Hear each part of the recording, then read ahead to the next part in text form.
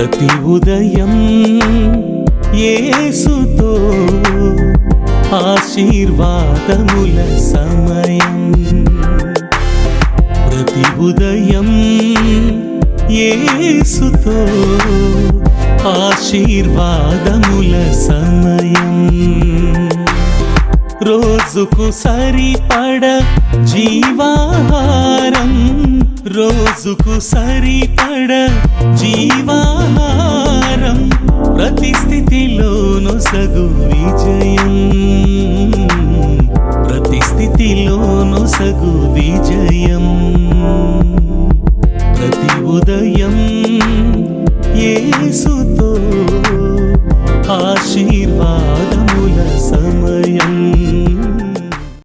Shalom.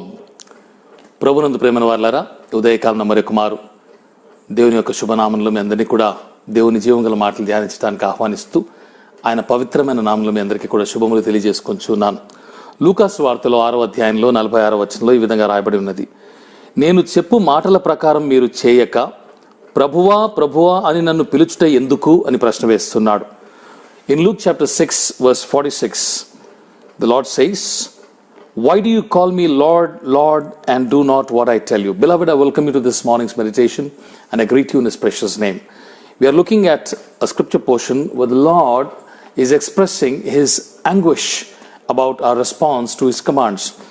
ఉదయకాలన దేవుడు తన మాటలకు విధేయత చూపిన వారి గురించి తన బాధను వ్యక్తపరుచుతున్నట్టుగా మనం చూస్తున్నాం.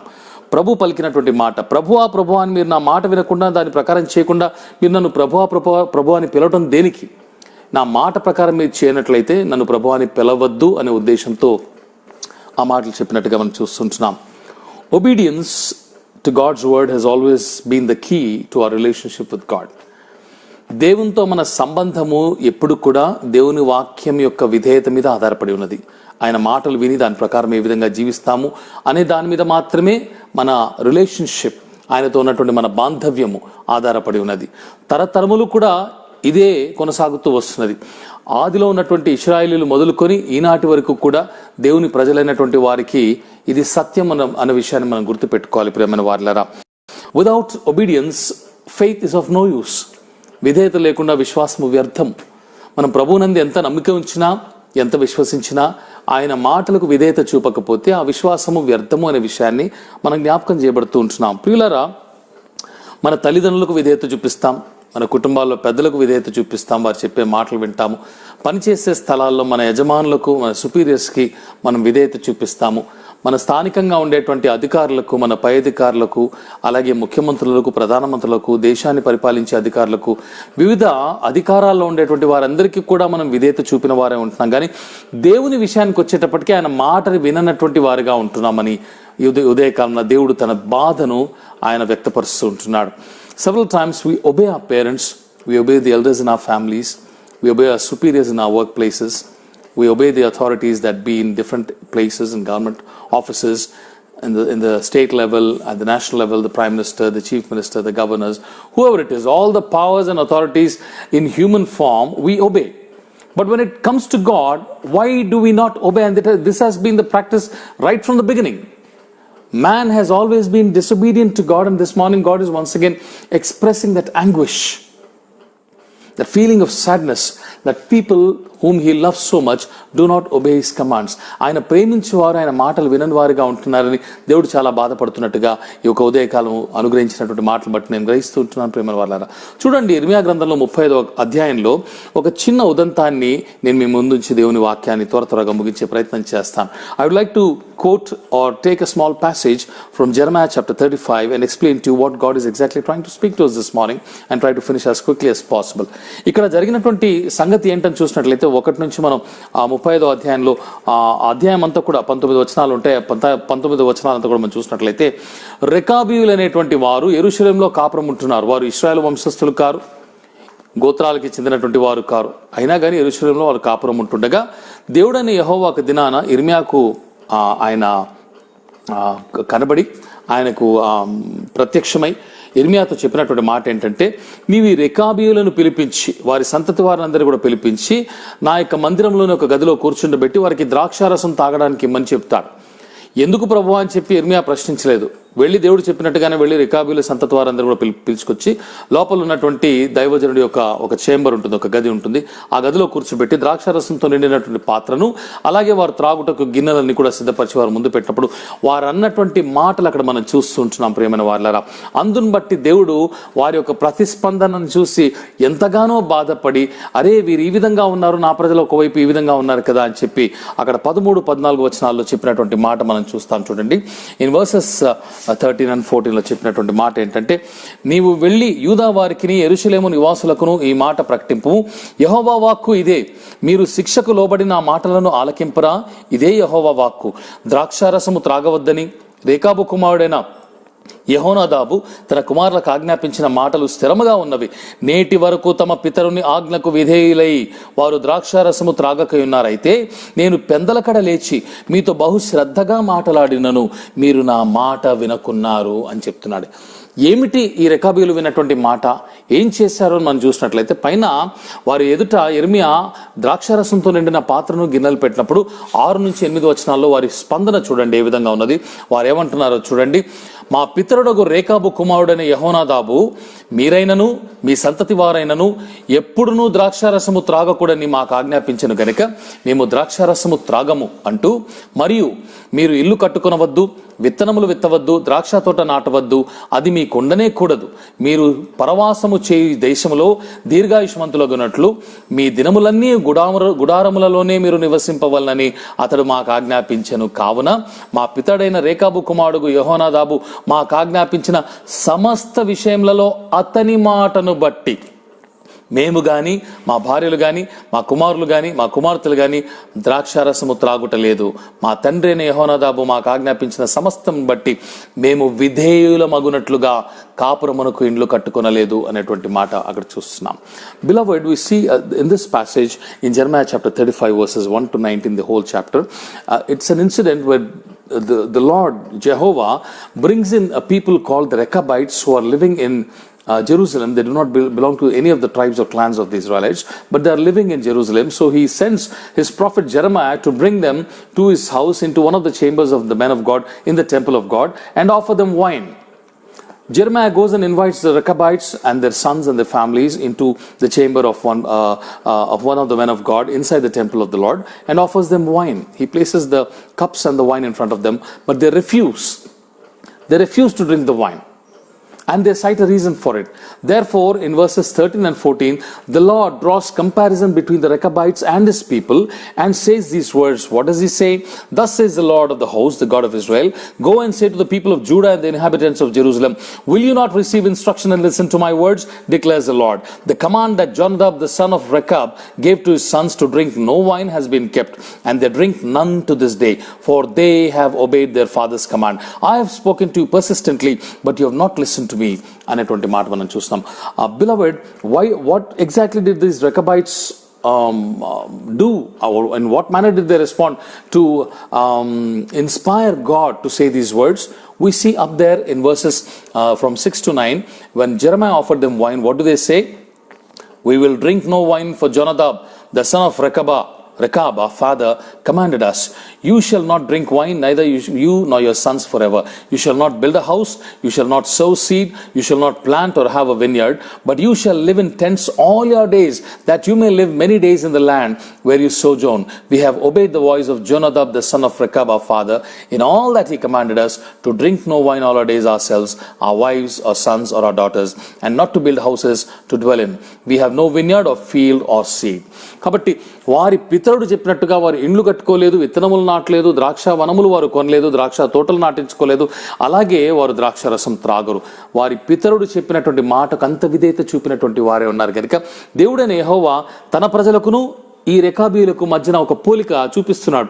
చూడండి, వారు ఒక మానవుడి మాటకి ఎంత విధేయతనిచ్చారు, వారి నాయకుడి మాటకి ఎంత విధేయత చూపుతున్నారు. మీరు నా ప్రజలండి, నా మాట ఎందుకు వినరు? ప్రతిరోజు వేకునే లేచి బహు శ్రద్ధగా నేను మీతో మాట్లాడుతున్నానే, మీరు ఎందుకు నా మాటలు వినట్లేదు అని చెప్పి అక్కడ బాధపడుతూ నేను కాదు కదా నా ప్రవక్తలు పంపిస్తే వారి మాటలు కూడా మీరు వినలేదంటూ 16-17 వచనాల్లో ఆయన పలికినటువంటి మాట, రేకాబు కుమారుడైన యెహోనాదాబు కుమారులు తమ తండ్రి తమకిచ్చిన ఆజ్ఞను నెరవేర్చిది గాని ఈ ప్రజలు నా మాట వినకై ఉన్నారు. కాబట్టి ఇశ్రాయేలు దేవుడును సైన్యములకు అధిపతి యెహోవా ఈ మాట సెలవిచ్చుచున్నాడు, నేను వారితో మాట్లాడి తిని గాని వారు వినకపోయిరి, నేను వారిని పిలిచి తిని గాని వారు ప్రత్యుత్తరం ఇవ్వకపోయిరి, గనుక యూదా వారి మీదికిని యెరూషలేము నివాసుల మీదికిని రప్పించదనని నేను చెప్పిన కీడంత వారి మీదకి రప్పించుచున్నానంటాడు.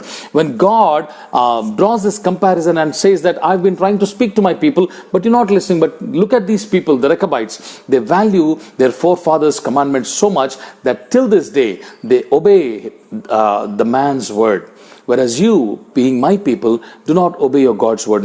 Not do you obey my words, neither do you obey my words, nor do you obey the words of the prophets that I've sent you. Therefore, in verses 16 and 17, the Lord says, the sons of Jonadab, the son of Rechab, have kept the command that their father gave them, but this people has not obeyed me. Therefore, thus says the Lord, the God of hosts, the God of Israel, behold, I am bringing upon Judah and all the inhabitants of Jerusalem all the disaster that I have pronounced against them, because I have spoken to them and they have not listened. I have called to them and they have not answered. దేవుడు పలుమార్లు మనతో మాట్లాడినా కానీ ఉదయాన్నే బహుశ్రద్ధగా ప్రతి ఉదయం యేసుతో అనేటువంటి కార్యక్రమం ద్వారా మాత్రమే కాకుండా పలు రకాలుగా మనందరితో మీతోనూ బోధించుతున్న నాతోనూ కూడా మాట్లాడుతున్నప్పటికీ కూడా ఆయన మాటని విననటువంటి వారుగా మనం ఉంటున్నాం. ప్రియులారా, ఈ దినాన్ని కూడా ప్రపంచంలో అనేకమైనటువంటి కమ్యూనిటీస్ ఉంటున్నాయి, సమాజంలో ఉంటున్నాయి. వారి యొక్క పితరులు, వారి సమాజ పెద్దలు చెప్పేటువంటి మాటలకు కట్టుబడి ఉంటారు. అయితే దేవుని ప్రజలమైనటువంటి మనం ఎందుకు మన దేవుని మాటలు వినట్లేదు? అక్కడ దేవుడు ఇక్కడ పలికినటువంటి మాట చూడండి, రెకాబీయులు వారి పితరుడు యొక్క మాటకి ఎంత విధేయులు ఉన్నారు, మీరు మాత్రం నా మాట ఎందుకు వినట్లేదు? అందులో ఆయన ఆవేదన కనిపిస్తోంది. ఒక తండ్రి మనసులోని ఆవేదన, అరే నా బిడ్డలు నా మాట వినట్లేదని చెప్పి ఆయన ఆవేదన కనిపిస్తున్నట్టుగా, కొట్టొచ్చినట్టుగా వాక్యాలు మనం చూస్తుంటాం. చూడండి, యోహాను సువార్తలో 14వ అధ్యాయంలో 15వ వచనంలో ప్రభు అయినటువంటి యేసు ఒక మాట అంటారు, మీరు నన్ను ప్రేమించిన ఎడల నా ఆజ్ఞలను గైకొందురు. If you love me you will keep my commandments, says the Lord Jesus in John chapter 14 verse 15. దేవుణ్ణి ప్రేమిస్తున్నామని చెప్పి నోటి మాటలతో చెప్పడం కాదు, ఏమేమో పనులు చేయడం కాదు, కానీ ఆయన ఆజ్ఞలను గైకొనడము, అదే ఆయన్ని ప్రేమించడము. ఆయన్ని ప్రేమించేవారు ఆయన మాట వినాలి, ఆయన మాటలు బట్టి మన జీవితాలు మార్చుకోవాలి. యేసుక్రీస్తు ప్రభు దేవుని కుమారుడు అయినప్పటికీ కూడా ఫిలిప్పీ పత్రిక 2వ అధ్యాయంలో 8వ వచనంలో మనం చూసినట్లయితే ఆయన ఆకారం ముందు మనుష్యుడుగా కనబడి ఆయన ఏం చేశాడట, మరణము పొందునంతగా విధేయత చూపిన వాడే, అనగా శిలువ మరణం పొందునంతగా విధేయత చూపిన వాడై తన్ను తాను తగ్గించుకొనెను అన్నటువంటి మాట మనం చూస్తాం. Jesus Christ being the son of God, in Philippians chapter 2 verse 8 Paul writes about him, say that in appearance he was like man, yet he humbled himself to the point of death, even to the point of death on cross, by obeying God's words. దేవుని మాటలకు, తండ్రి అయినటువంటి మాటలకు విధేయత చూపించిన వాడై శిలువ మరణం పొందునంతగా తన్ను తాను తగ్గించుకున్నాడు యేసుక్రీస్తు. మనుష్య కుమారుడుగా మనుష్యాకారంలో ఉన్నప్పుడు మనుష్య కుమారుడుగా కాకుండా దేవుని కుమారుడుగా పిలువబడుతున్నటువంటి మనం ఈనాడు దేవుని మాటలకు విధేయత చూపిస్తున్నామా? దేవుడు ప్రశ్నిస్తుంటున్నాడు. ప్రేమ వారారా, యెషయా గ్రంథంలో 1వ అధ్యాయంలో 19-20 వచనాలు మనం చూసినట్లయితే, మీరు సమ్మతించి నా మాట వినిన ఎడల మీరు భూమి యొక్క మంచి పదార్థములను అనుభవిస్తురు, సమ్మతింపక తిరగబడిన ఎడల నిశ్చయముగా మీరు ఖడ్గము పాలగుదురు అనేటువంటి మాట చూస్తాం. యెహోవా ఇలాగుననే సెలవిచ్చున్నాడు అంటున్నాడు. In Isaiah chapter 1 verses 19 and 20, the Lord writes to prophet Isaiah, if you are willing and obedient, you shall eat the good of the land. But if you refuse and rebel, you shall be eaten by the sword, for the mouth of the Lord has spoken. కాబట్టి దేవుని యొక్క మాట ఏంటంటే, సమ్మతించి మనం ఆయన మాటలు వినే ఎడల భూమి యొక్క శ్రేష్టమైన ఫలములను మనం అనుభవిస్తాం, తింటామని చెప్పంటున్నాడు.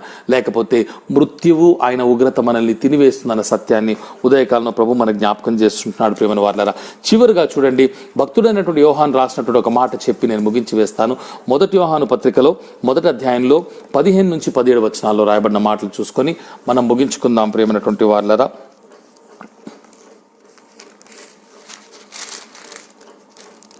మన్నించాలి, 2వ అధ్యాయం 1 యోహాను 2వ అధ్యాయము 15-17 వచనాల్లో మనం చూసినట్లయితే యోహాను రాసిన మాటలు, ఈ లోకమునైనను లోకంలో ఉన్న వాటినైనను ప్రేమింపకుడి, ఎవడైనను లోకమును ప్రేమించిన ఎడల తండ్రి ప్రేమ వానిలో నుండదు.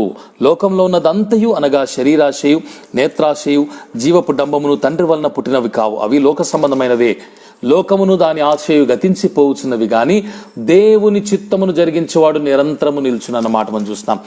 John writes in 1 John chapter 2 verses 15 to 17 where he says, "Do not love the world or the things in the world. If anyone loves the world, the love of the Father is not in him. For all that is in the world, the desires of the flesh and the desires of the eyes and the pride in possessions, is not from the Father, but is from the world. And the world is passing away along with its desires.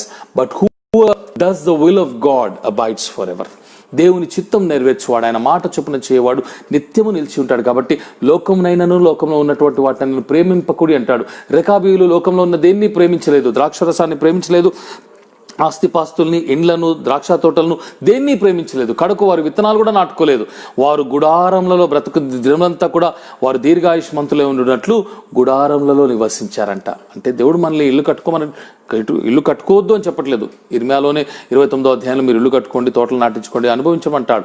అయితే వాటిని ఇచ్చేటువంటి దేవుణ్ణి ఎక్కువగా ప్రేమించాలి, ఆయన మాటలకు మన విధేయత చూపించాలి. కానీ ఈ లోక సంబంధమైన వాటి మీద మన మనసు పెట్టకూడదు, వాటిని ప్రేమించకూడదు అనేటువంటి సత్యాన్ని జ్ఞాపకం చేస్తున్నా. దేవుని ప్రజలు కానటువంటి రెకాబీయులు తమ పితరుని మాటకు విని విధేయులై ఆయన మాటకు లోబడి ఈనాటి వరకు కూడా రెకాబీయుల సంతానం ఎక్కడున్నా కానీ ప్రపంచంలో వారు ఆ మాటను బట్టి ఆ సిద్ధాంతాన్నే పాటిస్తున్నారు. సజీవుడైనటువంటి నిజ దేవుని బిడ్డలమైన నీవు నేను ప్రభువా ప్రభువా అని ఆయన పిలుచుచున్న వారము. ఆయన ఆ విధంగా పిలుచుటకు నిజంగా అర్హత కలిగిన వారమా? ఆయన మాటకు లోబడుతున్నామా? విధేయులమే బ్రతుకుతున్నామా? ప్రభు ఉదయకాలను ప్రశ్నిస్తుంటున్నాడు. కనుక ప్రియులారా, the lord says, "do not call me lord if you do not do my will, if you do not obey మీ." నన్ను ప్రభువా మీరు పిలవద్దు, నా మాట వినని ఎడలని సెలవిస్తుంటున్నాడు. ప్రభువా తండ్రి అని పిలిచి ఆధిక్యతనిచ్చినటువంటి దేవుని మాటలకు ఇకనైనా లోబడి మన బ్రతుకులు మార్చుకొని ఆయనకి ఇష్టలుగా జీవించుదామా? అటువంటి కృప, అటువంటి పరిశుద్ధాత్మ దేవుడు మనకు దయచేయునుగాక. ఆమెన్. రండి కలిసి ప్రార్థన చేసుకుందాం. ప్రేమగల మా ప్రియ పరలోకపు తండ్రి, దయగల మా ప్రభువా, మీకు స్తోత్రాలు. ఉదయకాలం నాయన మీ మాటలకు మేము విధేయులుగా లేమన్నటువంటి ఆవేదన, రెకాబీయులతో పోల్చబడి యూదావారు ఏ విధంగా ఉన్నారు, యెరూషలేం నివాసులు ఏ విధంగా ఉన్నారు, నీవు ఆ దినాన వ్యక్తపరిచినటువంటి మాటలు ఈ దినాన మరొక మారు వ్యక్తపరిచావు.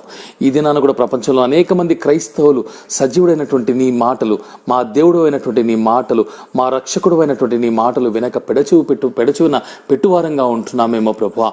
మా అందరితో మాట్లాడినందుకు స్తోత్రాలు. ఈ వాక్యములు విన్నటువంటి వారిలో ఎవరే కానీ, బోధించుచున్న నేనే కానీ నా ప్రభువా, ఎక్కడైనాను నీ మాటలు వినక తప్పిపోవచ్చున్నామేమో, మమ్మల్ని సరిదిద్ది నా తండ్రి. ఇదిగో లోకము దాని ఆశలు గతించిపోవచ్చున్నాయి కానీ ఇదిగో నీ చిత్తము నెరవేర్చుచున్నటువంటి వారు, నీ చిత్తము నెరవేర్చువారు నిరంతరము ఉంటారని సెలవిచ్చావు. కనుక లోక సంబంధమైన వాటి మీద మనస్సు పెట్టక, వాటిని ప్రేమింపక, నిన్ను మాత్రమే ప్రేమించి నీ కట్టడలను, నీ మాటలను, నీ ఆజ్ఞలను గైకొనే మనస్సు మాకందరికీ దయచేయమని మా రక్షకుడైన యేసు నామములో ప్రార్థన చేసి స్తుతించి పొందినాము తండ్రి. ఆమెన్. ప్రభు మిమ్మల్ని బహుగా దీవించి ఆశీర్వదించును గాక. షలోం. ప్రతి ఉదయం యేసుతో ఆశీర్వాదముల సమయం.